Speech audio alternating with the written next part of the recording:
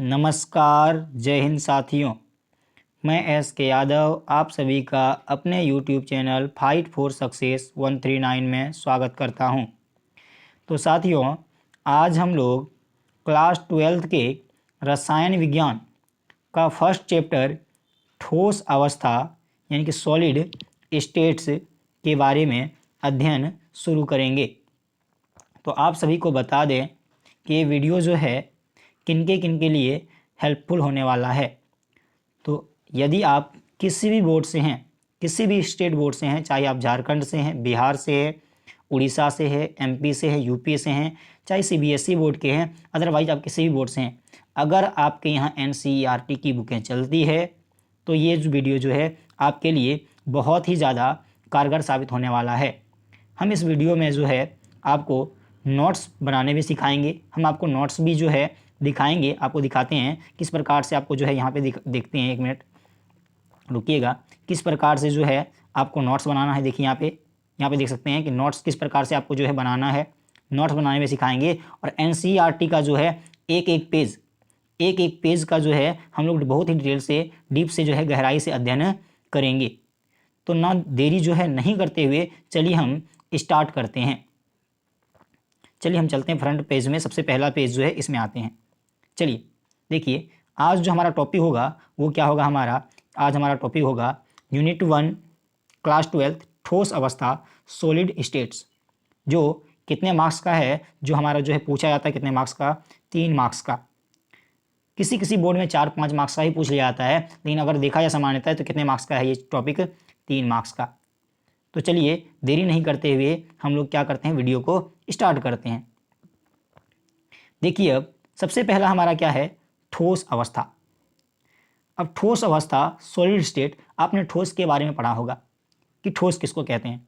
ठोस किसको कहते हैं, जिनके कण, ऐसा पदार्थ जिनके कण जो है बहुत ही क्या होते हैं, पास पास होते हैं, जिनके अवयवी कण बहुत ही क्या होते हैं, पास पास होते हैं, एक दूसरे से पास पास अंतरानुक बल से क्या होते हैं, जुड़े होते हैं, इसी को हम क्या कहते हैं, ठोस कहते हैं।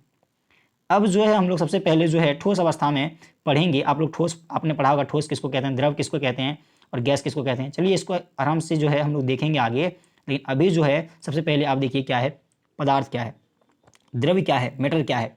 मैटर होगा तभी तो ठोस होगा। मैटर क्या है, पदार्थ क्या है, द्रव्य क्या है। तो देखिए आपने जो है क्लास 11th में मैटर के बारे में, पदार्थ के बारे में पढ़ा होगा कि पदार्थ वह होता है जो कुछ न कुछ क्या करते हैं, स्फान घेरती है, जिनका कुछ न कुछ द्रव्यमान होता है और जिनको हम अपनी ज्ञान इंद्रियों की सहायता से अनुभव कर सकते हैं, वही क्या है, पदार्थ है। हमारे पास जो है 5 ज्ञान इंद्रियां हैं, आँख, कान, नाक, जीभ, त्वचा। इन पांचों के माध्यम से जिनका भी हम अनुभव करते हैं सभी क्या हैं, पदार्थ हैं। आप नोट कर सकते हैं पदार्थ किसको कहते हैं, तो एक बार जो है हम बोल दे रहे हैं, उनको आप नोट कर लीजिए कि पदार्थ वह है जो कुछ स्थान घेरता है, जिनका कुछ द्रव्यमान होता है और जिनको हम अपनी ज्ञान इंद्रियों की सहायता से अनुभव कर सकते हैं, वे सभी क्या हैं, पदार्थ हैं। अब हम लोग जो है पदार्थ की अवस्थाएं, स्टेट्स ऑफ मैटर, कि पदार्थ की कितनी अवस्थाएं होती है। आपने क्लास 9th या क्लास 11th में जो है पदार्थ की अवस्थाएं पढ़ा होगा। पदार्थ की कितनी अवस्थाएं, 3 अवस्थाएं होती है। पहला जो है ठोस, जिसको आप सॉलिड कहते हैं। दूसरा क्या है, गैस, दूसरा क्या है, लिक्विड, जिसको आप क्या, द्रव कहते हैं। तीसरा क्या है, गैस, यानी ठोस, द्रव और गैस। अब हम लोग जानेंगे कि ठोस के कौन कौन से गुण हैं, द्रव किसको कहेंगे और गैस किसको कहेंगे। तो सबसे पहला जो है हम लोग देखेंगे सॉलिड, ठोस क्या होता है। तो ध्यान से सुनिएगा, ठोस का आपने टेक्निकल डेफिनेशन पढ़ा होगा, जिनका आयतन और आकार दोनों ही क्या होते हैं, निश्चित। जिनका आयतन भी निश्चित और आकार दोनों ही क्या होते हैं, निश्चित होते हैं, ऐसे ही पदार्थों को हम क्या कहते हैं, तो ऐसे ही पदार्थों को हम लोग क्या कहते हैं, सॉलिड कहते हैं, ठोस कहते हैं। अब आखिर बात करें निश्चित क्यों होता है, इनका आयतन की बात करें, आयतन भी निश्चित होता है और आकार भी क्या होता है, निश्चित। ऐसा क्यों होता है, तो चलिए हम लोग एक एक को डिस्कस करते हैं। आयतन की बात करें तो आयतन उसको कहते हैं जो कोई वस्तु जितना स्थान घेरता है उसी को हम उसका क्या कहते हैं, आयतन। एक बार रिपीट कर रहे हैं, कोई भी वस्तु जितना स्थान घेरता है उसी को हम उसका क्या कहते हैं, आयतन। और आप किसी भी ठोस को ले लीजिए, मान लीजिए एक डस्टर को ले लीजिए, आप डस्टर को उठा के कहीं भी रख दीजिए, जितना स्थान जो है डस्टर आपके, मान लीजिए कि आपने सबसे पहले जो है डस्टर को एक बेंच पे रखा, उसके बाद उठा के उसको आपने कहाँ रख दिया, ज़मीन पे रखा, तो जितना स्थान बेंच पे वह घेर रहा था उतना स्थान क्या करेगा, उतना स्थान जो है वो नीचे ज़मीन पर भी घेरेगा। इसीलिए हम इसको कहते हैं कि ठोस का जो है वो क्या होता है, आयतन जो है क्या होता है, निश्चित होता है। जबकि आकार की बात करें, आकार भी क्या होता है, निश्चित। आकार निश्चित कहने का मतलब क्या है, आकार निश्चित कहने का मतलब क्या है कि अगर कोई ठोस है, अगर वो घनाभाकार है, तो आप अगर मान लीजिए कि उठा के अगर मान लीजिए उसको हम कहीं पे मिट्टी में रख दीजिए या फिर आप बेंच में रख दीजिए, तो ऐसा नहीं है कि वो जो है क्या हो जाएगा, गोल हो जाएगा। अगर वो घनाभाकार का है, घनाभ के आकार का है, तो घनाभ के आकार का ही रहेगा, ना कि वो क्या हो जाएगा, गोल हो जाएगा, है ना। तो इसीलिए क्या होता है, इसीलिए हम कह सकते हैं कि ठोस का जो है आयतन और आकार दोनों ही क्या होता है, निश्चित होता है। उदाहरण की बात करें तो उदाहरण आप बहुत सारा ले सकते हैं, पत्थर, लकड़ी, है ना, पत्थर हो गया, लकड़ी हो गया, और भी बहुत सारे जो है आप ले सकते हैं। अब जो है नेक्स्ट हम लोग क्या पढ़ेंगे, नेक्स्ट पढ़ेंगे हम लोग लिक्विड। लिक्विड किसको कहेंगे, द्रव किसको कहेंगे। तो द्रव की बात करें, द्रव को आप देखिएगा, इनका आयतन तो निश्चित होता है लेकिन आकार क्या होता है, अनिश्चित। क्या कहने का मतलब है, कहने का मतलब क्या है, इनको समझने का प्रयास करेंगे। आयतन क्या होगा, निश्चित, और आकार क्या होगा, अनिश्चित। क्या इसका मतलब, क्या ये फंडा है, इसका फंडा ये है कि इसका आयतन तो क्या होगा, निश्चित। निश्चित कहने का मतलब क्या है, निश्चित कहने का मतलब है, हम आपको समझाते हैं। अगर आप 1 लीटर दूध लेके आते हैं, पॉलीथीन में लाइए, प्लास्टिक में कोई दिक्कत नहीं है, 1 लीटर दूध को लाइए और आप जो है घर के किसी बड़े बर्तन में इसको डाल दीजिए। अगर आप बड़े बर्तन में किसी को डाल दीजिए, इसको डाल दीजिएगा, तो 1 लीटर दूध था तो क्या वो 2 लीटर हो जाएगा क्या, या फिर क्या 1 लीटर था तो क्या आधा हो जाएगा, नहीं, 1 लीटर दूध था तो वो 1 लीटर ही रहेगा। जितना स्थान उसने पहले घेरता था वह उतना ही स्थान क्या करेगा, आपके बर्तन में भी घेरेगा। तो वही तो उसका क्या है, वही तो उसका क्या है, आयतन। यानी कि पहले से अगर आपके पास 1 लीटर दूध था तो वह किसी बर्तन में आप उसको डाल दीजिए, वो क्या होगा, वो 1 लीटर ही रहेगा। इसीलिए हम कहते हैं कि द्रव का जो है वो आयतन तो क्या होता है, निश्चित। अब बात करते हैं आकार। आकार क्या होता है, अनिश्चित। आकार अनिश्चित कहने का मतलब क्या है, आपने 9th या 11th में बढ़िया से पढ़ा होगा। आकार क्या होता है, अनिश्चित। समझते हैं, चलिए। आकार निश्चित, मान लीजिए कि आपने 1 लीटर दूध जो है बोतल में लाया, तो बोतल में लाया तो उसका आकार क्या, बोतल के ऐसा ही था ना, बोतल के ऐसा ही था। लेकिन उसको जो है आप क्या करते हैं, घर के किसी बर्तन में, मान लीजिए कि आप जो है उस बोतल के दूध को 1 लीटर को जो है आप किस में डाल लीजिए, मान लीजिए कि ग्लास में डाल लीजिए। अगर आप ग्लास में डाल लीजिएगा तो क्या होगा, वह ग्लास के आकार का ही हो जाएगा। या फिर आप किसी कटोरी में डाल दीजिएगा तो वह कटोरी के आकार का ही हो जाएगा। यानी कहने का मतलब क्या है, यानी कहने का मतलब ये है कि आकार क्या होता है इसका, अनिश्चित। यानी आकार जो है बदल जाता है, आप जिस बर्तन में उसको रखिएगा वह क्या करेगा, उसी का आकार ले लेगा। इसीलिए इनका आकार तो क्या होता है, आकार होता है अनिश्चित, जबकि आयतन क्या होता है, निश्चित। 1 लीटर दूध का 1 लीटर ही रहेगा, आप किसी बर्तन में डालिए, यानी कि इसका आयतन हो गया निश्चित, जबकि आकार क्या हो गया, वो जिस बर्तन में डालेंगे वो उसी का आकार ले लेगा, यानी क्या हो गया, अनिश्चित। चलिए, ये आपको समझ बढ़िया से आ गया होगा। अब नेक्स्ट जो है, नेक्स्ट हमारा क्या है, नेक्स्ट हमारा टॉपिक है गैस। गैस किसको कहेंगे। अब गैस की बात करें तो इनका आकार और आयतन दोनों ही क्या होते हैं, अनिश्चित। ध्यान से देखिएगा, इनका आयतन भी होते हैं अनिश्चित और आकार भी क्या होते हैं, अनिश्चित। इसका कहने का मतलब क्या है, आयतन कहने का मतलब क्या है, मान लीजिए यहाँ पे देखिए, ये एक सिलेंडर है, इसमें जो है, इसमें आप जो है कुछ 1 लीटर जो है क्या भर दीजिए, गैस भर दीजिए। मान लीजिए ये जो है गोल ऐसा, मान लीजिए ये गोल ऐसा कोई टंकी है, इसमें कितना 1 लीटर गैस भर दिए। और कोई जो है, कोई चौकुट कलर का, यहाँ पे देखिए चौकुट कलर का ले लिए, इसमें भी कितना, इसमें भी जो है आप 1 लीटर क्या भर दीजिए, गैस भर लीजिए। अच्छा, अब एक चीज़ बताइए कि अगर इसमें भी 1 लीटर गैस भरेंगे, इसमें भी गैस 1 लीटर गैस भरेंगे, और एक बड़ा सा गोला ले लीजिए, इतना बड़ा, इसमें भी जो है आप क्या कीजिए, इसमें भी आप 1 लीटर गैस भर दीजिए। देखिए, सॉरी, 1 मिनट देखिएगा, इसमें जी भी जो है आप क्या 1 लीटर गैस भर दीजिए। आप एक चीज़ बताइए कि आप किसी बड़े टंकी में अगर 1 लीटर गैस को भर दीजिएगा तो वह गैस जो है पूरे टंकी में फैलेगा या नहीं फैलेगा। अगर किसी टंकी में 5 लीटर गैस है फिर भी वह पूरे टंकी को कवर करेगा, और किसी टंकी में आप 1 लीटर भी गैस डालते हैं तो भी वह क्या होगा, पूरे टंकी में फैल जाएगा। इसका कहने का मतलब क्या है कि वह स्थान तो क्या कर रहा है, पूरा घेर रहा है, घेर रहा है नहीं घेर रहा है, यानी कि उसका आयतन जो है वह क्या हो गया, अनिश्चित। ऐसा नहीं है कि 5 लीटर आपने डाल दिया तो स्थान ज़्यादा घेरेगा और 1 लीटर डाला तो स्थान कम घेरेगा। वह क्या होगा, उनके पार्टिकल्स जो है, उनके कण जो है चारों तरफ फैल जाएंगे टंकी में, पूरी टंकी को ही क्या कर लेगा, कवर कर लेगा। इसीलिए हम लोग क्या कहते हैं, इसलिए हम लोग कहते हैं गैस का जो आयतन होता है क्या होता है, अनिश्चित होता है। और इनका आकार, गैस का क्या कोई आकार होता है क्या, नहीं, गैस का कोई आकार नहीं होता है, इसलिए गैस का भी क्या कहते हैं, आकार और आयतन बात करें दोनों ही क्या होता है, अनिश्चित। तो ये हम आपको जो है बहुत ही आसान भाषा में मैंने समझाने का कोशिश किया, आपको आ भी गया होगा। चलिए जो अब नेक्स्ट जो है नेक्स्ट समझने का प्रयास करते हैं। अभी हमने पढ़ा कि पदार्थ जो है, पदार्थ को हमने कितने अवस्थाओं में बांटा, 3 अवस्थाओं में बांटा, ठोस, द्रव और गैस। अब वर्तमान की बात करें तो वर्तमान में जो है वैज्ञानिक 2 और भी नए मेटल्स की खोज कर चुके हैं। वर्तमान में जो है क्या बोले, पदार्थ की 2 अन्य अवस्थाओं की खोज की गई है वैज्ञानिकों द्वारा। उनमें से पहला जो है, पहला हमारा क्या है, तो पहला हमारा है प्लाज्मा, और दूसरा जो है वो क्या है, बॉस आइंस्टाइन कंडेंसेट। ध्यान सुनिएगा कि वर्तमान में जो है 2 नए मेटर्स की खोज गई है, 2 न्यू स्टेट्स ऑफ मैटर। वर्तमान में 2 और भी मेटर्स की गई, क्या की गई है, खोज की गई है। पहला का नाम क्या है, तो पहला का नाम है हमारा प्लाज्मा और दूसरा का नाम क्या है, बॉस आइंस्टाइन कंडेंसेट। अब बात करें ये दोनों जो है, ये दोनों अवस्थाएं सामान्य ताप पर जो है एबल नहीं होता है, उपलब्ध नहीं होता है। कहने का मतलब क्या है, अगर प्लाज्मा की बात करें तो ये बहुत ही क्या होते हैं, हाई टेम्परेचर, बहुत ही अधिक तापमान पर जो है ये क्या होता है, पाया जाता है। जबकि BEC की बात करें तो ये क्या होता है, बहुत ही लो टेम्परेचर पर क्या होता है, पाया जाता है। इसके बारे में ज़्यादा जानने की जरूरत नहीं है, इनको इतना ही याद रखिए कि 2 और भी अवस्थाओं की खोज की गई है, जिनमें एक है प्लाज्मा और क्या है, एक बॉस आइंस्टाइन कंडेंसेट है। प्लाज्मा जो है और बॉस आइंस्टाइन कंडेंसेट ये दोनों जो है सामान्य ताप पर नहीं पाया जाता। प्लाज्मा जो है बहुत उच्च ताप पर और बॉस आइंस्टाइन क्या कंडेंसेट जो है बहुत ही निम्न ताप पर पाया जाता है। चलिए हम लोग नेक्स्ट देखते हैं, नेक्स्ट हमारा टॉपिक क्या है।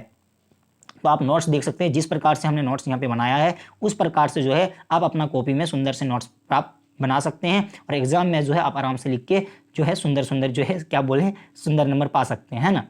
चलिए अच्छे नंबर पा सकते हैं। चलिए नेक्स्ट देखते हैं क्या है। नेक्स्ट हम लोग पढ़ेंगे पदार्थ का वर्गीकरण, सॉरी पदार्थ नहीं, ठोस पदार्थों का वर्गीकरण। कौन से पदार्थों का करेंगे, ठोस पदार्थों का वर्गीकरण, क्योंकि हमारा चैप्टर ही क्या है, ठोस पदार्थ है ना, क्या है, सॉलिड स्टेट है।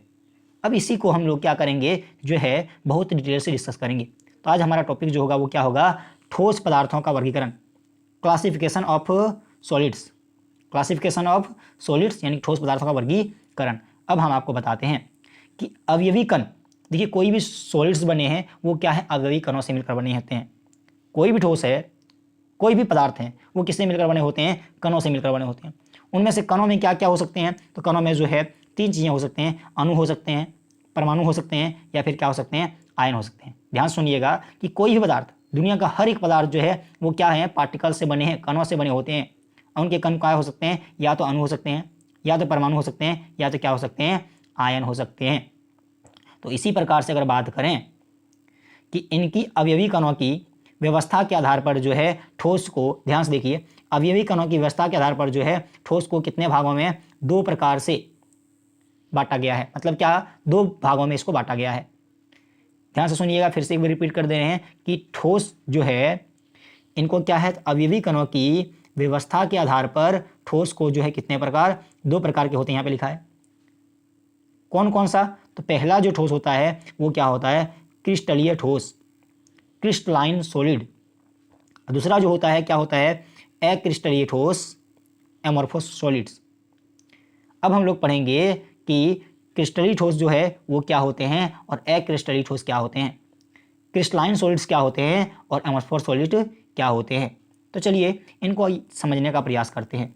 यहाँ पे देखिए, सबसे पहले इधर आप देख सकते हैं, इधर जो है ये क्या है, क्रिस्टलीय ठोस। इधर की बात करें, सॉरी एक मिनट रुकिएगा, इधर वाला क्या है, क्रिस्टलीय ठोस, और इधर वाला क्या है, अक्रिस्टलीय ठोस। अब क्रिस्टलीय ठोस को आप आराम से देखिए और अक्रिस्टलीय ठोस को देखिए।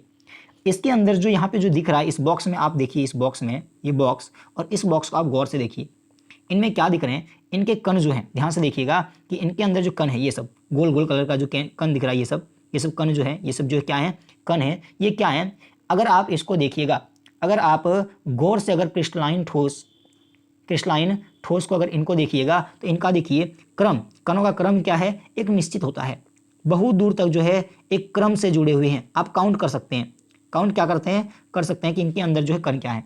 इनके अंदर देखिए ये 4-4 करके, इधर कितना करके, 4-4 करके जो है क्रम से जुड़ा हुआ है।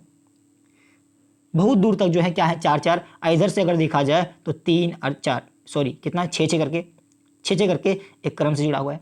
जबकि यहाँ पे देख सकते हैं पहले तो 2 का क्रम कितना है 4 है, उसके बाद नीचे अगर देखा जाए तो क्रम क्या हो गया है, बिगड़ गया है ना। पहले जो है 2 तक यहाँ देखिएगा इधर से कि 2 तो सही क्रम था, लेकिन बाद में इधर क्या हो गया है, बिगड़ गया है। एक बार इसको आराम से फिर से देखिए कि इनका क्रम जो है क्या है, सभी जगह पे क्या है, समान रूप से चला है, लेकिन इनका क्रम क्या है, यहाँ पे ये देखिए पहले तो समान था लेकिन बाद में इसका क्रम क्या हो गया, बिगड़ गया।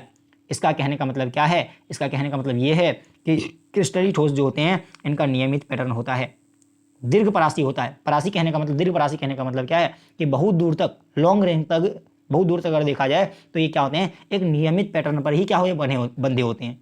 लेकिन इसका पैटर्न जो होता है क्या होता है, अनियमित होता है, इसीलिए हम इसको अनियमित व्यवस्था कहते हैं। और अगर इसका नियमित पैटर्न भी होगा, ध्यान सुनिए, अगर इसका नियमित पैटर्न भी होगा तो क्या होगा, लघु परासी। कहने का मतलब क्या है, देखिए यहाँ देखिए पहले इसका पैटर्न यहाँ पे देखिए, यहाँ पे इस जगह जो है, इस जगह तो क्या है, नियमित है। नियमित मतलब क्या है कि लगातार है, लेकिन बाद में जो है, बाद में क्या होगा, बाद में इसका पैटर्न यहाँ पे देखिए क्या हो गया, बिगड़ गया है। इसीलिए हम इसको क्या कहते हैं, इसीलिए हम इसको कहते हैं लघु परासी। क्या कहते हैं इसको, इसको कहते हैं हम लघु परासी। लघु परासी कहने का मतलब क्या है कि कुछ देर तक जो है इसका पैटर्न सही था, इसका परास जो था सही था, इसीलिए हमने इसको क्या नाम दिया, लघु परासी। और क्या था, नियमित। नियमित कहने का मतलब कुछ देर तक तो नियमित था और कुछ कम दूरी तक था, इसीलिए नियमित क्या बोले, लघु परासी। और इसका पैटर्न जो है वो क्या है, इसको बोलते हैं अनियमित व्यवस्था। इसका व्यवस्था सही नहीं है, क्योंकि कुछ देर तक जो था, कुछ दूर तक जो था वो क्या था, सही क्रम था, और बाद में क्रम क्या हो गया, बिगड़ गया। और यहाँ पे देखिए सब का सब क्रम क्या है, समान रूप से चल रहा है, ऊपर से लेकर नीचे तक। तो ये आपको समझ में आ गया होगा कि क्रिस्टलीय ठोस क्या है और अक्रिस्टलीय ठोस क्या है। तो इनके कण जो हैं, क्रिस्टलीय ठोस के जो कण हैं वो क्या होते हैं, एक नियमित पैटर्न पर बंधे होते हैं। जबकि अक्रिस्टलीय ठोस का अगर बात करें तो इसका कोई पैटर्न नहीं होता है, ये किसी भी पैटर्न को फॉलो नहीं करता है, इसके पार्टिकल्स जो है इधर उधर कण से है जुड़े होते हैं। तो ये आपको समझ में आ गया होगा। चलिए अब हम लोग जो है क्रिस्टलीय ठोस और अक्रिस्टलीय ठोसों में जो है कौन कौन सा अंतर है उनको जानने का प्रयास करेंगे। सबसे पहले हम जो है अगला नेक्स्ट पेज पे आपको लेके चलते हैं। देखिए आराम से देखिए, यहाँ देखिए आप, यहाँ पे आप देख सकते हैं ये क्या है, क्रिस्टलीय ठोस, क्रिस्टलाइन सॉलिड्स, और ये क्या है, अक्रिस्टलीय ठोस, एमोर्फोस सॉलिड। जिस प्रकार से यहाँ नोट्स बनाया गया है उसी प्रकार से जो है आप अपने कॉपी में जो है सुंदर से नोट्स अपने हाथों से बना सकते हैं और एग्जाम में जो है प्यारे प्यारे नंबर पा सकते हैं, है ना। चलिए सबसे पहले देखते हैं कि पहला जो है क्रिस्टलीय ठोस जो है इनके क्या है, क्या क्या दोनों में अंतर है। सबसे पहला जो है देखिए, अवयवी कणों की त्रिविम में एक निश्चित व्यवस्था होती है। अभी हम आपको बताएं कि कणों की क्या होती है, एक निश्चित व्यवस्था होती है, अर्थात दीर्घ परासी व्यवस्था, यानी कि लॉन्ग रेंज ऑर्डर होती है। कहने का मतलब क्या है कि ये बहुत दूर तक, दीर्घ कहने का मतलब क्या है, बहुत दूर तक इसका रेंज जो होता है, इसका क्या होता है, रेंज जो होता है वो क्या होता है, वो समान रूप से चलता है ना। अवयवी कणों की त्रिविम में एक निश्चित व्यवस्था होती है। व्यवस्था कहने का मतलब क्या है, एक निश्चित क्रम से जुड़े होते हैं और क्या होते हैं, बहुत दूर तक दीर्घ परासी होते हैं, है ना, कि बहुत दूर तक जो है ये क्या होते हैं, एक निश्चित क्रम को फॉलो करते हुए ही इनके कण क्या होते हैं, एक दूसरे से जुड़े होते हैं। तो ये तो इसका टेक्निकल डेफिनेशन हो गया। अब बात करें अक्रिस्टलीय का, जस्ट उल्टा होगा कि इनके अवयवी कणों की त्रिविम में जो है कोई निश्चित व्यवस्था नहीं होती है। क्या इसका कण जो था, पार्टिकल्स, कोई निश्चित क्रम को फॉलो कर रहा था, नहीं, कुछ देर तक तो क्रम को फॉलो किया, लेकिन बाद में जो है अपना क्रम इसने क्या कर दिया, तोड़ दिया, इधर से उधर हो गया, है ना। इसीलिए हम इसको क्या कहते हैं, लघु परासी। लघु परासी कहने का मतलब क्या है कि कुछ देर तक जो है ये क्रम को फॉलो करता है, लेकिन बाद में जो है इसका क्रम जो है वो क्या होता है, बिगड़ जाता है। इसीलिए हम इसको कहते हैं शॉर्ट रेंज ऑर्डर, कि कुछ कम समय तक जो है, यानी कुछ दूरी तक जो है वो क्या करता है, क्रम को फॉलो करता है, लेकिन बाद में इसका क्रम क्या होता है, टूट जाता है। अब बात करेंगे दूसरी जो इसमें अंतर है दूसरा, वो क्या है, दूसरा अंतर आप देखिए, दूसरा अंतर यहाँ पे देखिए क्या है, एक निश्चित आकृति, और इसमें क्या है, एमोर्फोस में अनिश्चित आकृति। इसका कहने का मतलब क्या है, अगर क्रिस्टलाइन सॉलिड की बात करें, क्रिस्टलीय ठोस की बात करें और अक्रिस्टलीय ठोस की बात करें, तो क्रिस्टलीय ठोस में जो है आकृति उसकी क्या होती है, आकृति उसकी निश्चित होती है। अगर क्रिस्टलीय ठोस देखेंगे तो उसका आकृति एकदम निश्चित होगा, लेकिन अक्रिस्टलीय ठोस की बात करें, इसका आकृति क्या होगा, अनिश्चित। इसका कहने का मतलब क्या है, चलिए हम आपको समझाने का प्रयास करते हैं कि आकृति निश्चित कैसे होगा, इनका आकृति क्या होगा, निश्चित कैसे होगा, और इनका आकृति जो है अनिश्चित कैसे होगा। अगर निश्चित की बात करें तो आपने चीनी का कण देखा होगा, या फिर आपने मिश्री के दाना देखा होगा, मिश्री के दाने को, या फिर चीनी के दाने को देखा जाए तो एक घन के आकार का होता है, और लगभग सभी जो हैं वो क्या होते हैं, समान साइज के होते हैं। या फिर चीनी के से कुछ बड़े पार्टिकल्स जो होते हैं, आपने देखा होगा मिश्री, कटा हुआ मिश्री जो होता है, उनमें जो होता है उनके कण क्या होते हैं, सभी क्या होते हैं, एक निश्चित घन के आकार का होता है। तो यही तो क्या है, यही तो है निश्चित आकृति, यही क्या है निश्चित आकृति। ऐसे ही ठोस क्या है, तो ऐसे ही ठोस को कहते हैं हम लोग क्रिस्टलाइन सॉलिड्स। और अनिश्चित कहने का मतलब क्या है, कुछ के कण आपने देखा होगा, कुछ के कण जो है क्या होते हैं, कुछ बड़े होते हैं, क्या होते हैं, कुछ छोटे होते हैं, है ना। इनकी आकृति जो है निश्चित नहीं होती, इसीलिए इसको हम क्या कहते हैं, अनिश्चित। तो याद रखिएगा क्रिस्टलाइन ठोस जो होते हैं इनकी आकृति क्या होती है, निश्चित। क्रिस्टलाइन ठोस की आकृति क्या हो जाएंगे, निश्चित। और अक्रिस्टलाइन ठोस की आकृति क्या हो जाएंगे, अनिश्चित। चलिए अब नेक्स्ट देखते हैं, नेक्स्ट क्या है। नेक्स्ट जो है, नेक्स्ट आप 3 नंबर देख सकते हैं, कणों की दीर्घपरासी व्यवस्था। कणों की दीर्घपरासी व्यवस्था, जबकि इसमें देखिएगा तो ये क्या है, लघुपरासी व्यवस्था। इसको तो हम पहले समझा चुके हैं। दीर्घपरासी व्यवस्था कहने का मतलब क्या है कि इनके कण जो हैं क्या होते हैं, एक निश्चित क्रम को क्या करते हैं, फॉलो करते हैं, बहुत दूर तक इनका परास जो है बहुत दूर तक फैला होता है, और सभी क्या होते हैं, समान रूप से एक निश्चित क्रम को फॉलो करते हुए क्या है, एक दूसरे से जुड़े होते हैं। जबकि इसमें क्या होता है, लघुपरासी। लघुपरासी कहने का मतलब क्या है कि बहुत कम दूरी तक ही क्या करता है, क्रम को फॉलो करता है, उसके बाद ये क्रम को क्या करता है, छोड़ देता है, इसलिए हम इसको क्या कहते हैं, लघुपरासी। लघुपरासी कहने का मतलब क्या है कि बहुत ही कम दूरी तक जो है ये अपना क्रम को फॉलो कर रहा है, अब बाद में जो है इसका क्रम क्या हो जा रहा है, बिगड़ जा रहा है ना, इसलिए हम इसको क्या कहते हैं, लघुपरासी। ये आपको आ गया होगा। अगला देखिए, अगला क्या है, अगला आप देखिएगा तो इसका गलनांक। गलनांक जो है वो क्या होता है, निश्चित व तीक्ष्ण। और इसका गलनांक की बात करें तो इसका गलनांक क्या होता है, निश्चित व तीक्ष्ण नहीं होता। इसका मतलब क्या है, देखिए हम आपको बताते हैं। गलनांक क्या है, गलनांक एक टेम्परेचर है, तापमान में। जिस तापमान पर कोई ठोस पिघलकर द्रव में चेंज हो जाता है वह उसका गलनांक कहलाता है। एक बार ध्यान से सुनिएगा क्या बोल रहे हैं कि जिस तापमान पर कोई ठोस पिघलकर द्रव में चेंज हो जाता है उसी तापमान को हम उसका क्या कहते हैं, तो उसको हम गलनांक कहते हैं, है ना, उसको हम क्या कहते हैं, उसका गलनांक कहते हैं। अब यहाँ पे बात करें क्रिस्टलीय ठोस की, तो इसका जो यहाँ पे जो लिखा है, यहाँ पे क्या लिखा है, गलनांक जो होता है क्या होता है, निश्चित व तीक्ष्ण होता है। और अगर एमोर्फस की बात करें तो इसका गलनांक क्या होता है, निश्चित व तीक्ष्ण नहीं होता।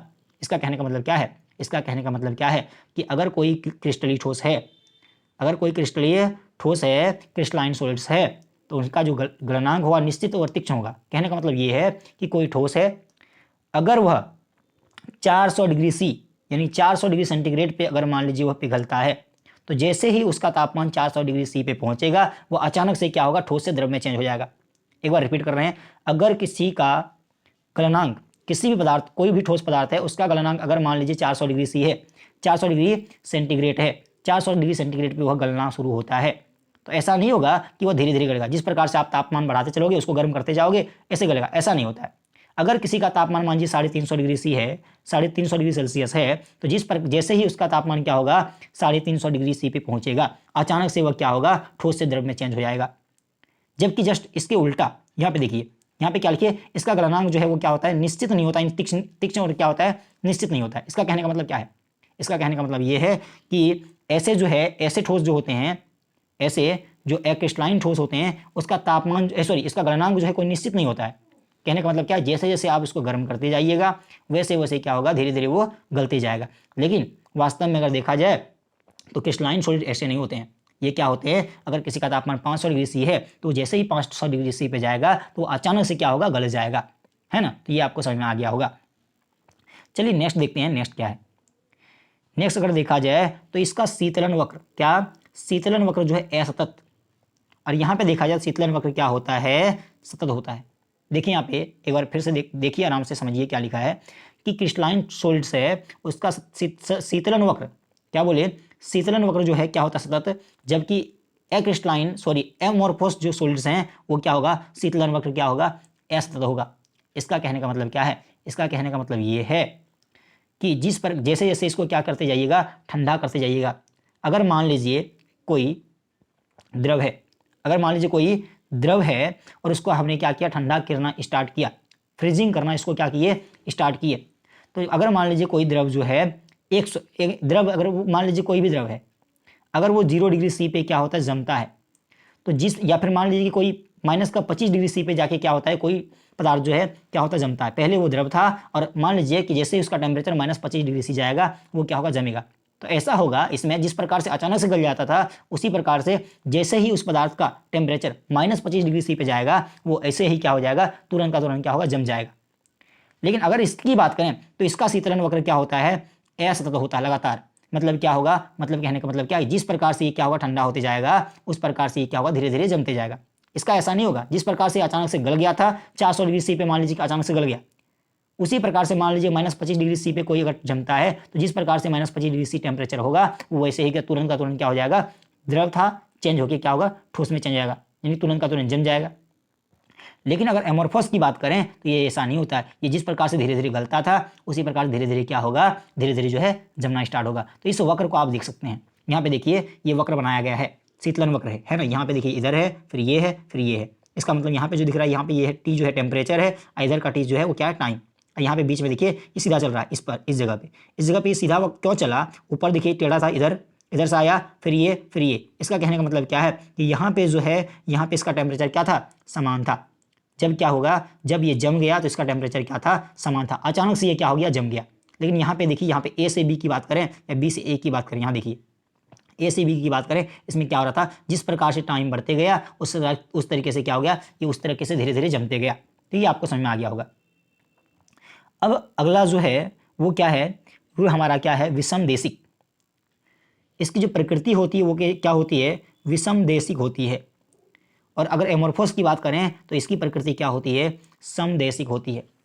अब विषमदेशिक प्रकृति क्या होती है और समदेशिक प्रकृति क्या होती है, चलिए हम इसको क्या करते हैं, समझने का प्रयास करते हैं। आपने जो है क्लास 11th वगैरह में या फिर 9th वगैरह में पढ़ा होगा क्या, कठोरता। ध्यान से सुनिए, क्या पढ़ा होगा, कठोरता या फिर अपवर्तनांक या फिर चालकता। 10th वगैरह में पढ़ा होगा अपवर्तनांक, है ना। तो इसकी बात करें तो इसका अपवर्तनांक जो होता है, अपवर्तनांक जो होता है वो क्या होता है, अलग अलग पार्ट्स में जो है क्या होता है, अलग अलग होता है। अगर आपने अपवर्तनांक पढ़ा है तो आपको समझ आएगा बढ़िया से। या इसकी चालकता की बात करें, चालकता मतलब क्या है, विद्युत का जो चालन करता है ना, चालकता। या फिर इसकी क्या करें, कठोरता। ये जो है क्या होते हैं, ये क्या होते हैं, सभी जगह पे सभी पार्टिकल्स में क्या होता है, समान नहीं होता है। ये अलग अलग जगहों पे क्या होते हैं, इनकी जो कठोरता है या अपवर्तनांक जो है या फिर चालकता जो है वो क्या होते हैं, वो क्या होते हैं, अलग अलग होते हैं। इसीलिए हम इसको कहते हैं कि इसकी प्रकृति जो है वो क्या है, विषमदेशिक है। जबकि जस्ट उल्टा एमोर्फोस में क्या होता है, ये समदेशिक प्रकृति की होती है। कहने का मतलब क्या है, कहने का मतलब ये है कि इसकी कठोरता जो है, इसका अपवर्तनांक जो है, इसका चालकता जो है वो क्या होते हैं, अलग अलग होते हैं। इसीलिए हम इसको कहते हैं कि ये समदेशिक, सॉरी ये इसमें क्या होते हैं, समान होते हैं, उल्टा बोल दिए, इसमें क्या होते हैं, समान होते हैं, जबकि क्रिस्टलाइन में क्या होते हैं, अलग अलग होते हैं। तो इसीलिए हम इसको कहते हैं समदेशिक, इसको क्या कहते हैं, विषमदेशिक। एक बार रिपीट कर दे रहे हैं, ध्यान से सुनिएगा और फिर इसको नोट कर लीजिएगा कि ये जो है विषमदेशिक प्रकृति के होते हैं। क्यों, क्योंकि इसमें कठोरता, इसकी क्या, इसकी जो है कठोरता, इसका अपवर्तनांक और इसकी चालकता जो है वो क्या होती है, अलग अलग होती है। जबकि जस्ट उल्टा समदेशिक में क्या होता है, इसकी कठोरता, इसका अपवर्तनांक और इसकी चालकता जो है वो क्या होती है, समान होती है। किसमें, एमोर्फोस में। तो इनको ध्यान रखिएगा। और विषमदेशिक होगा किसमें, क्रिस्टलाइन में। तो ये आपको समझ आ गया होगा। अब आगे जो है, आगे समझते हैं क्या है। आगे नेक्स्ट दिया है कि काटने पर जो है अस्पष्ट विदलन देता है।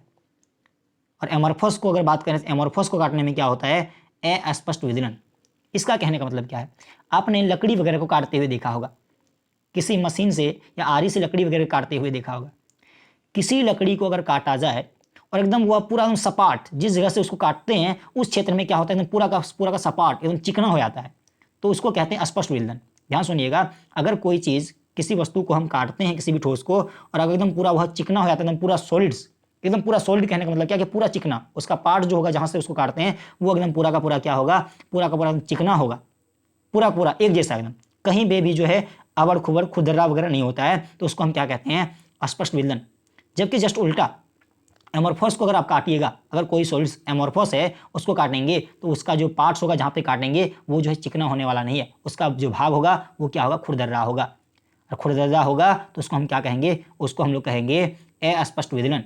और जो क्या होगा, काटने पर एकदम पूरा सॉलिड है ना, चिकना होगा, उसको हम क्या कहेंगे, जैसे सॉलिड इसको कहेंगे हम लोग कि काटने पर जो है ये क्या कर देगा, अस्पष्ट विदलन देगा। और ये जो अगर एमोर्फोस को काटेंगे तो ये काटने पर क्या देगा, अस्पष्ट विदलन देगा। तो ये आपको आ गया होगा। नेक्स्ट देखते हैं क्या है।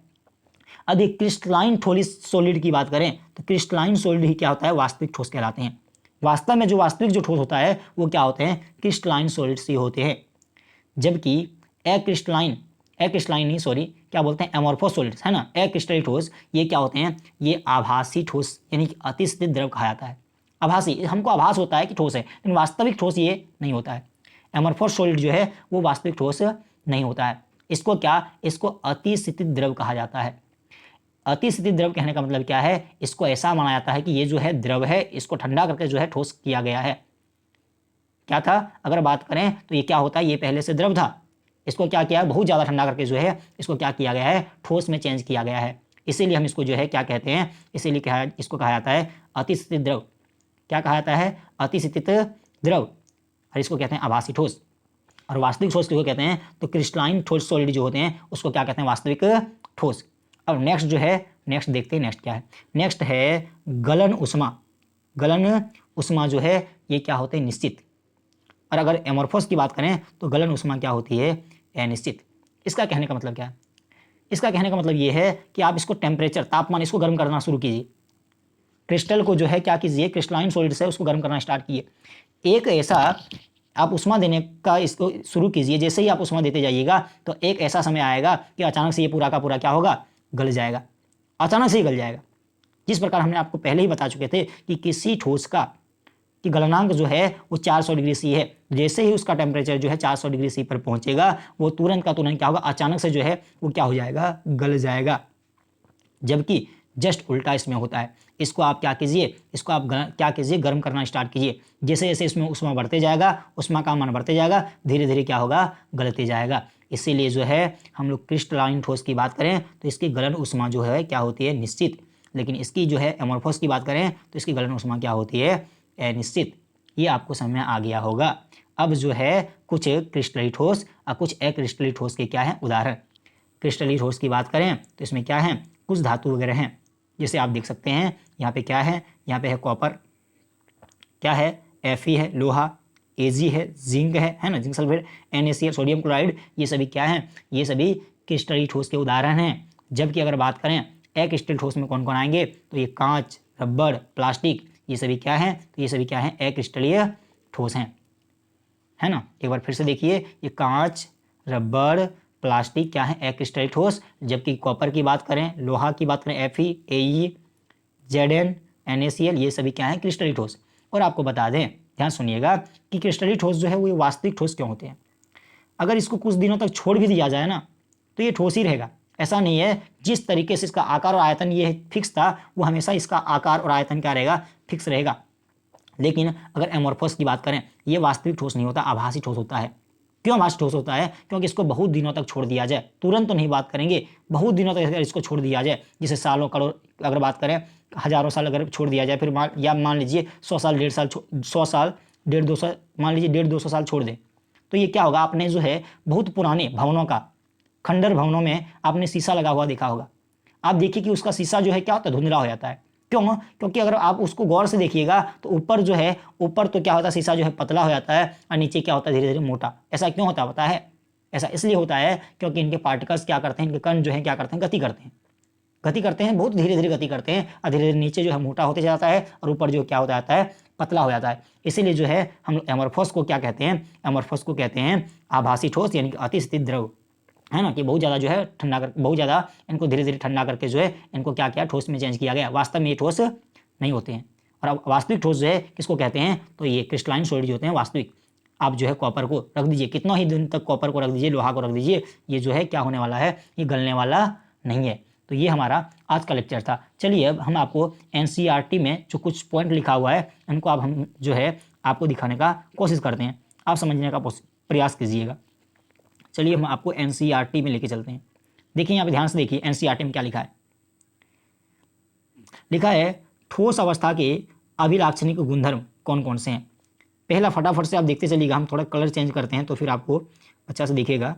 ये वाला देखिए, सबसे पहला लिखा क्या है कि वे निश्चित द्रव्यमान, सॉरी चेंज कर लेते हैं तो बढ़िया से लिखा, ये वाला लेते हैं। चलिए ये क्या है, वे निश्चित द्रव्यमान, आयतन एवं आकार के होते हैं। क्या पढ़ रहे हैं, ठोस के अभिलाक्षणिक गुणधर्म, कि ठोस जो होगा उनके कौन कौन से अभिलाक्षणिक गुणधर्म है। तो उनका द्रव्यमान क्या होता है, निश्चित, इनका आयतन और आकार भी क्या होते हैं, निश्चित, जो हम अभी आपको बता चुके हैं।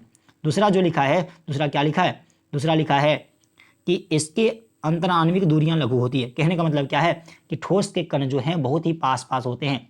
इनके कणों के मध्य लगने वाला आकर्षण बल जो है वो क्या होता है, बहुत ज़्यादा होता है। यहाँ पे देखिए अंतराण्विक बल ही क्या होता है, बहुत ज़्यादा होता है। इनके कणों की बीच की दूरियां जो है बहुत कम होती है, न्यूनतम होती है। कणों की बीच की दूरियां, एक अगर ठोस की बात करें, ठोस जिन कणों से बने होते हैं इनके कणों की बीच की दूरियां क्या होती है, बहुत ही क्या होती है, कम होती है। इसीलिए यहाँ पे लिखा है अंतराण्विक दूरियां लघु होती है। और इसके कण जो है, इनके कणों के मध्य लगने वाला आकर्षण बल जो है, अंतराण्विक बल जो है वो बहुत ज़्यादा होता है। यहाँ पे लिखा देखिए अंतराण्विक बल क्या है, प्रबल होते हैं, है ना। एनसीईआरटी का पेज है। देखिए नेक्स्ट, देखिए क्या लिखा है।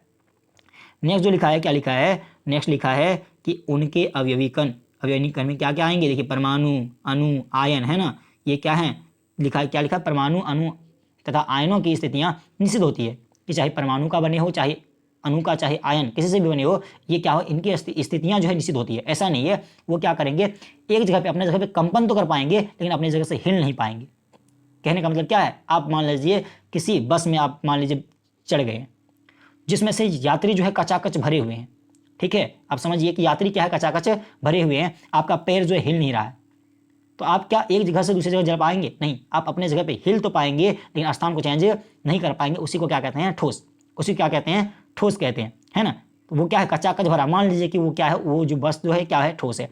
उसी प्रकार से यहाँ आप देख सकते हैं आराम से, क्या लिखा देखिए कि उनके अवयवी कणों जैसे कि परमाणु, अणु, आयनों की स्थितियाँ क्या है, निश्चित होती है। और यह कण केवल अपनी माध्य स्थितियों के चारों ओर क्या करते हैं, दोलन कर सकते हैं। कहने का मतलब क्या है कि अपने जगह पे सिर्फ हिल सकते हैं लेकिन अपना जगह जो चेंज नहीं कर सकते हैं।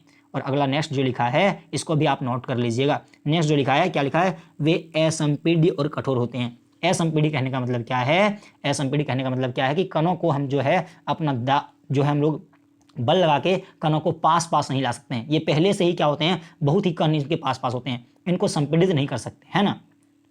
तो ये हैं इनके ठोसों के क्या कुछ गुण।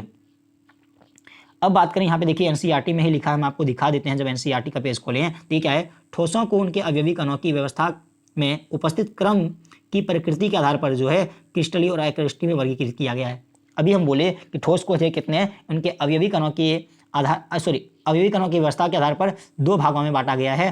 क्या क्या है, तो यहाँ पे क्या है आप देख सकते हैं। यहाँ पे एक तो क्या है, क्रिस्टलीय ठोस, दूसरा क्या है, अक्रिस्टलीय ठोस, जो हम आपको नोट से पढ़ा चुके हैं।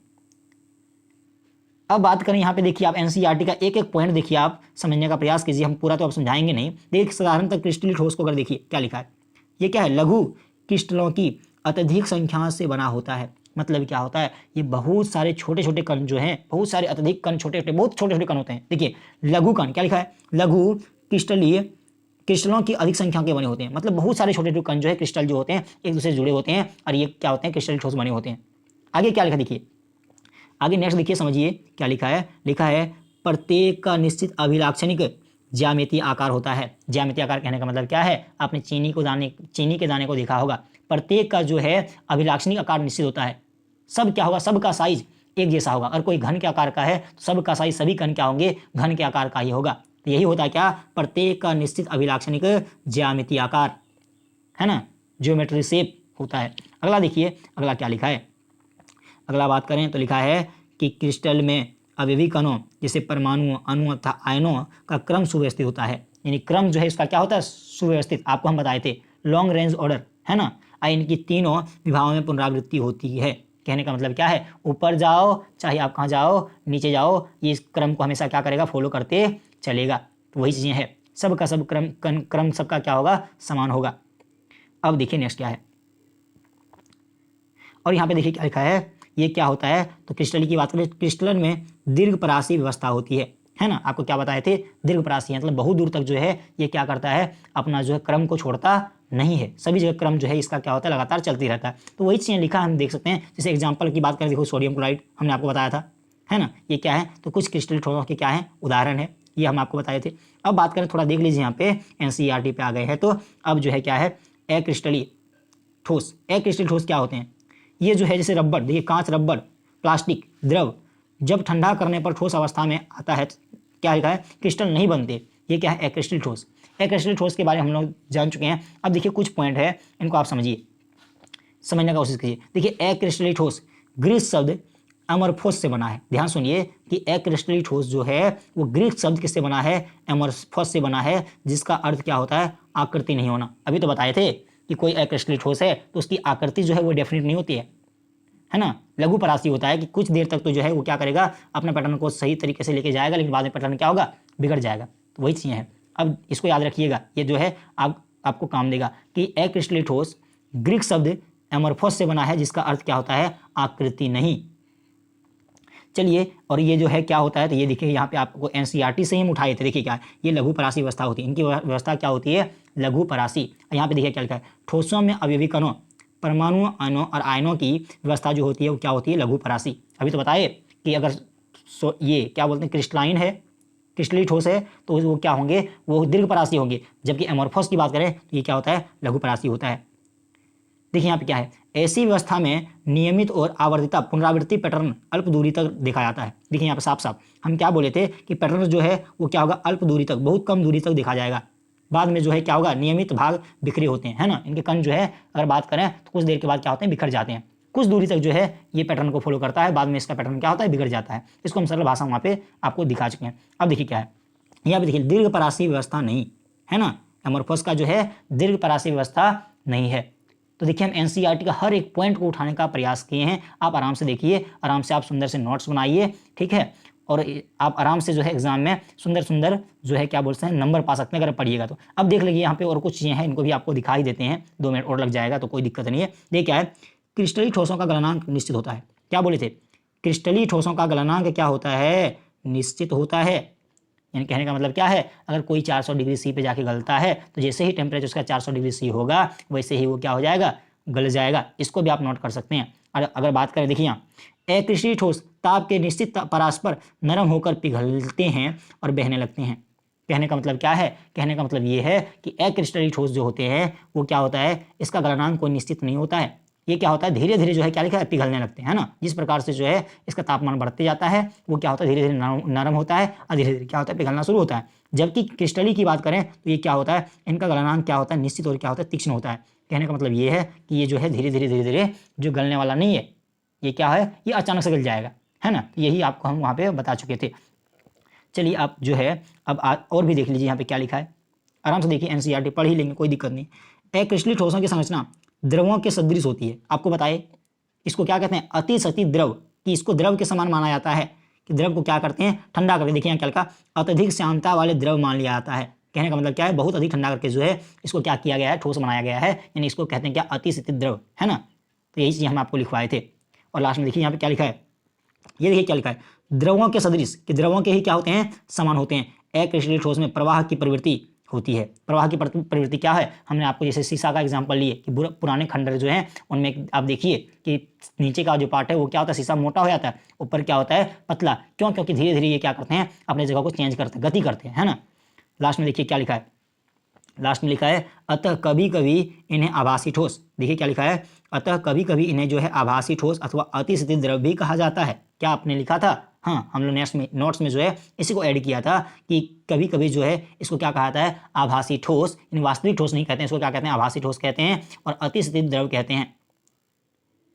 और अक्रिस्टलीय ठोस के देखिए, अक्रिस्टलीय ठोसों की प्रकृति क्या होती है, समदेशिक, यानी सभी दिशाओं में जो होगा इसका क्या होगा, ये क्या होगा, अक्रिस्टलीय ठोस है तो वो क्या होगा, समदेशिक प्रकृति होती है। ये तो हम आपको बता ही चुके हैं, है ना। अब देखिए फटाफट से देखिए क्यों होता है, ये देखिए, इनके यांत्रिक शक्ति, अपवर्तनांक तथा विद्युत कुचालकता जैसे गुण सभी दिशाओं में क्या होते हैं, समान होते हैं। अभी आपको बताए थे कि विद्युत की कुचालकता, अपवर्तनांक, ये सभी क्या है, सभी दिशाओं में क्या होती है, समान होती है ना। और ये जो है ये क्या लिखा, देखिए यहाँ दीर्घ परासी व्यवस्था नहीं होती, लिखवाए थे क्या, दीर्घ परासी व्यवस्था नहीं होती। सभी दिशाओं में कणों की व्यवस्था निश्चित नहीं होती है। निश्चित होती है कि नहीं, कुछ दिनों के बाद क्या है, इनका कण का जो है ऑर्डर जो है वो क्या होता है, बिगड़ जाता है। तो ये था एनसीईआरटी का फैक्ट। आगे देखिए क्या लिखा है, सभी दिशाओं में समग्र व्यवस्था एक समान हो जाती है, इसीलिए किसी भी भौतिक गुण का मान हर दिशा में समान होगा। चलिए अब फटाफट से देखते हैं और भी क्या लिखा है। और लिखा देखिए, क्रिस्टलीय ठोस विषमदेशी प्रकृति के होते हैं। क्या बोले थे, क्रिस्टलीय ठोस बताए थे क्या, क्रिस्टलीय क्या होते हैं, विषमदेशी प्रकृति के होते हैं, अर्थात उनके कुछ भौतिक गुण, विद्युतीय प्रतिरोधकता, अपवर्तनांक एक ही क्रिस्टल की भिन्न दिशाओं में मापने पर भिन्न भिन्न होते हैं। आपको बताए थे कि क्रिस्टलीय ठोस का अपवर्तनांक, चालकता, ये सभी क्या होते हैं, अलग अलग होते हैं, इसीलिए हम इसको क्या कहते हैं, इसीलिए हम इसको कहते हैं कि ये जो है विषमदेशिक प्रकृति के होते हैं, है ना। ये आपको अब समझ में आ गया होगा। और हमने एनसीईआरटी का एक एक पॉइंट को उठाने का प्रयास किया है। अगर आपके यहाँ एनसीईआरटी की बुकें चलती है तो ये वीडियो जो है आपके लिए बहुत ही ज़्यादा हेल्पफुल होने वाला है। आपने जो है इतना डिटेल से किसी इंस्टीट्यूट में ऑफलाइन भी आपने नहीं पढ़ा होगा, इतना डिटेल से समझा भी नहीं होगा। आप जो है एक बार पढ़ के देखिए। आप नेक्स्ट पार्ट जो है नेक्स्ट वीडियो लाएंगे, इसके पहले आप देख लीजिए कि एनसीईआरटी में क्या लिखा। और भी ये क्या है, क्रिस्टलीय और अक्रिस्टलीय ठोसों के अलावा भी कुछ ठोस होते हैं। यहाँ पे देखिए एक बहुत ज़्यादा इंपॉर्टेंट लाइन है। देखिए हम यहाँ पे इसको क्या कर रहे हैं, कवर कर रहे हैं। देखिए यहाँ पे क्या कर रहे हैं, समझिए। यहाँ पे देखिए ये बहुत ज़्यादा इंपॉर्टेंट है, इसको आपने नहीं पढ़ा होगा। देखिए क्रिस्टलीय और अक्रिस्टलीय, सॉरी एक मिनट रुक जाइएगा। देखिए इसको हम फिर से कवर कर रहे हैं थोड़ा सा, ये जो है ये देखिए यहाँ तक। चलिए इनको देखिए क्या लिखा है। क्रिस्टलीय और अक्रिस्टलीय ठोसों के अलावा भी कुछ ठोस होते हैं जो देखने में तो क्या होते हैं, अक्रिस्टलीय लगते हैं, परंतु उनकी संरचना क्या होती है, क्रिस्टलीय। कुछ ठोस क्रिस्टलीय और अक्रिस्टलीय होते हैं। ध्यान सुनिएगा क्या लिखा है, क्रिस्टलीय और अक्रिस्टलीय ठोसों के अलावा कुछ ठोस ऐसे भी होते हैं जो देखने में तो क्या होगा, देखने में तो होगा अक्रिस्टलीय, लेकिन वास्तव में क्या होती है, क्रिस्टलीय होती है। इन्हीं को हम क्या कहते हैं, तो इन्हीं को हम लोग कहते हैं बहुक्रिस्टलीय ठोस। क्या कहते हैं, बहुक्रिस्टलीय ठोस। किसको कहेंगे बहुक्रिस्टलीय ठोस, ये आपने नहीं लिखा होगा, इसको नोट कर लीजिए कि कुछ जो है क्रिस्टलीय और अक्रिस्टलीय ठोस, अगर बात करें क्रिस्टलीय और अक्रिस्टलीय ठोसों को देखा जाए तो कुछ ठोस तो देखने में क्या लगेंगे, अक्रिस्टलीय, देखने में क्या लगेंगे बोलो, अक्रिस्टलीय, लेकिन वास्तव में इसकी संरचना जो होती है कैसी होती है, क्रिस्टलीय होती है। इन्हीं को हम लोग क्या कहते हैं, इन्हीं को कहते हैं हम लोग बहुक्रिस्टलीय ठोस। और सामान्यतः देखिए बहुक्रिस्टलीय ठोस कौन होते हैं, देखने में लगेगा कि अक्रिस्टलीय है, लेकिन वास्तव में क्या होगा, क्रिस्टलीय होगा, उसी को क्या कहेंगे, बहुक्रिस्टलीय ठोस। इसको नोट कर लीजिए आप। अब देखिए नेक्स्ट में क्या लिखा है, देखिए धातुएं अक्सर बहुक्रिस्टलीय अवस्था में होती है। धातुएं अक्सर क्या होती है, बहुक्रिस्टलीय अवस्था में होती है। देखने में तो आपको अक्रिस्टलीय लगेगा, लेकिन वास्तव में क्रिस्टलीय होते हैं, इसीलिए हम किसको कहते हैं, बहुक्रिस्टलीय। और लगभग सभी धातुएं जो है अक्सर क्या होते हैं, बहुक्रिस्टलीय होते हैं। ठीक है, इनमें से कुछ दिखा है, ये क्या है, समदेशिक लगता है ना, दिखने में क्या होगा, समदेशिक, लेकिन वास्तव में समदेशिक नहीं होता है। अब देखिए यहाँ पे कुछ अक्रिस्टलीय के कुछ उदाहरण हैं, इनको भी आप देख लीजिए कि अक्रिस्टलीय ठोस उपयोगी पदार्थ होते हैं, जैसे कांच, रबड़, प्लास्टिक, है ना, इसको हम लिए थे ना, कांच, रबड़, प्लास्टिक क्या है, अक्रिस्टलीय। और अक्रिस्टलीय देखिए यहाँ एक चीज़ और भी है, बहुत ज़्यादा इंपॉर्टेंट है, इनको आप नोट कर लीजिएगा। देखिए क्या लिखा है, अक्रिस्टलीय सिलिकॉन सूर्य के प्रकाश का विद्युत में रूपांतरण करने के लिए उपलब्ध श्रेष्ठतम क्या है, वोल्टीय पदार्थ है। इसको क्या है, हम तुमको आपको जो है अच्छे तरीके से समझाने का प्रयास करते हैं। देखिए ध्यान सुनिए, एक अक्रिस्टलीय ठोस होते हैं जो जिसका नाम क्या है, सिलिकॉन। क्या है, सिलिकॉन। आपने देखा होगा कि आप सोलर प्लेट को देखे होंगे, इमरजेंसी वगैरह लाइट वगैरह में लगा जो होता है, या बड़े बड़े मकानों में जो सोलर प्लेट लगा होता है, वो किसका बना होता है पता है, वो सिलिकॉन का। किसका बना होता है, सिलिकॉन का बना होता है, जो क्या है, अक्रिस्टलीय ठोस है। क्या है बोलो, अक्रिस्टलीय ठोस हैं। एक बार रिपीट कर दे रहे हैं, ध्यान से सुनिएगा कि आपने जो है बड़े बड़े मकानों में आपने क्या देखा होगा, आपने देखा होगा सोलर प्लेट। सोलर प्लेट जो बने होते हैं वो क्या होते हैं, सिलिकॉन के बने होते हैं, और वह अक्रिस्टलीय ठोस होते हैं, जो क्या करते हैं, जो प्रकाश ऊर्जा को विद्युत ऊर्जा में रूपांतरित करते हैं। ध्यान सुनिएगा कि प्रकाश ऊर्जा को विद्युत ऊर्जा में क्या करते हैं, रूपांतरित करते हैं। उसमें कौन सा, याद रखिएगा, सोलर प्लेट में जो है कौन सा धातु लगी होती है, कौन सी धातु लगी होती है, तो वो क्या होते हैं, सिलिकॉन होते हैं, जो क्या होते हैं, अक्रिस्टलीय ठोस होते हैं, जो क्या करते हैं, तो जो सूर्य प्रकाश जो है प्रकाश ऊर्जा को विद्युत ऊर्जा में क्या करता है, रूपांतरित करने का क्या करता है, काम करता है। इनको भी आप जो है नोट कर लीजिएगा कॉपी में। चलिए अब हम लोग जो है हम टेबल फिर से देखते हैं एनसीईआरटी का, जिस प्रकार से हमने आपको वहाँ पे बताया था। अब तुरंत जो है इसको देखेंगे। देखिए क्या लिखा है, क्रिस्टलीय और अक्रिस्टलीय ठोसों के मध्य विभेद कि कौन कौन से अंतर है। सबसे पहला देखिए क्या लिखा है, इनका आकार, सॉरी एक मिनट रुकिएगा, इसका क्या है, आकार। अगर क्रिस्टल की बात करें तो देखिए क्या है, निश्चित अभिलाक्षणिक ज्यामितीय आकार, निश्चित अभिलाक्षणिक ताप पर पिघलते हैं, है ना। सॉरी यहाँ पे जो है इन्हीं को हमको पढ़ना चाहिए था सबसे पहला, कि इसका आकार की बात करें तो निश्चित अभिलाक्षणिक ज्यामितीय आकार, कि ठोस अगर क्रिस्टलीय ठोस है तो ये सभी क्या होंगे, एक ही आकार के होंगे, है ना, सम आकृति के। और ये क्या होंगे, असम आकृति के। असम आकृति कहने का मतलब क्या है, कि सभी क्रिस्टल जो है समान आकार के नहीं होंगे। अगर गलनांक की बात करें, देखिए गलनांक क्या होगा, देखिए फटाक से इनका गलनांक, अब ने पढ़ा था गलनांक, निश्चित और अभिलाक्षणिक ताप पर पिघलते हैं। ये निश्चित ताप पर ही जाके पिघलेगा। अगर हमने 400 डिग्री सी पे कोई पिघलता है तो पूरा 400 डिग्री सी पे ही जाके क्या होगा, पूरा का पूरा अचानक से पिघल जाएगा। जबकि यहाँ पे आप देखिए क्या है, ताप के एक परास में धीरे धीरे नरम पड़ते हैं। जिस प्रकार से आप तापमान को बढ़ाते जाइएगा, गर्म करते जाइएगा, धीरे धीरे क्या होगा, एक क्रिस्टलीय ठोस पिघलते जाएगा। लेकिन ये ऐसा नहीं होगा, ये क्या होगा, एक निश्चित तापमान पर ही जाके पिघलेगा अचानक से, है ना। ये था। अगला देख लीजिए क्या है, फटाफट से देखिए। विदरण गुण, अभी हम बताए थे विदरण गुण। क्या लिखा है, देखिए, तेज धार वाले औजार से काटने पर यह दो टुकड़े में विभक्त हो जाते हैं और नई जनित सतहें सपाट और चिकनी होती है। देखिए यही बात बताई थी क्या, कि काटने पर जो है इनकी नया जो सतह जो बनेगा वो क्या होगा, सपाट और क्या होगा, चिकना होगा। जबकि इसकी बात करें अक्रिस्टलीय की, यहाँ देखिए क्या लिखा है, तेज धार वाले औजार से काटने पर यह अनियमित सतहों वाले दो टुकड़े में कट जाते हैं। सतह क्या होगा, अनियमित होगा। देखिए यहाँ पे क्या लिखा, सतह क्या लिखा है, अनियमित। कहने का मतलब क्या है, सपाट और चिकना नहीं होगा, है ना। और अगला देखिए, अब नेक्स्ट देख लेते हैं क्या लिखा है। इसका जो लिखा है नेक्स्ट, गलन एंथैल्पी। गलन एंथैल्पी क्या है, तो इनकी गलन एंथैल्पी निश्चित और क्या है, अभिलाक्षणिक होती है। कहने का मतलब क्या है, एक निश्चित ताप पर ही ये क्या होगा, गलेगा, है ना। और इसकी गलन एंथैल्पी जो है वो निश्चित नहीं होती है, कि निश्चित ताप पर नहीं, धीरे धीरे क्या होगा, ये गलती जाएगा। उसके बाद देखिए यहाँ पे क्या लिखा है, उसके बाद यहाँ पे लिखा है देशिकता। देखिए क्या लिखा है, देशिकता। हमने बोला था विषम देशिक प्रकृति के होते हैं और ये क्या होते हैं, समदेशिक प्रकृति के होते हैं, है ना। तो ये भी हमने पढ़ा था। उसके बाद देखिए प्रकृति क्या है, फटाफट से। प्रकृति, पृथ्वी, वास्तविक ठोस इसी को कहते हैं, है ना। कि क्रिस्टलीय ठोस ही क्या होते हैं, क्रिस्टलीय ठोस को ही क्या कहते हैं, वास्तविक ठोस कहते हैं। जबकि इसको हम क्या कहते हैं, आभासी ठोस। इसी को कहते हैं अतिशीतल द्रव, कि अधिक ठंडा किया हुआ द्रव। यही था ना। अब देखिए नेक्स्ट क्या है, नेक्स्ट जो है वो है हमारा अवयवीकरणों की व्यवस्था में क्रम। क्या है, दीर्घपरासी। ये क्रम को जो है बहुत लॉन्ग रेंज तक, बहुत दूर तक जो है क्या करेगा, ये क्रम को फॉलो करेगा। लेकिन यहाँ पे क्या होगा, ये केवल लघु परासी व्यवस्था होता है, कि कुछ दूर तक जो है अपना क्रम को फॉलो करता है, अब बाद में इसका क्रम क्या होता है, बिगड़ जाता है। तो फ्रेंड्स, आज हमने आपको जो है नोट्स बनाने के लिए किस प्रकार से आपको कॉपी में नोट्स बनाना है इनको सिखाया। एनसीईआरटी का हर एक पेज को हमने पॉइंट वाइज पॉइंट जो है क्या किया, डिस्कस किया।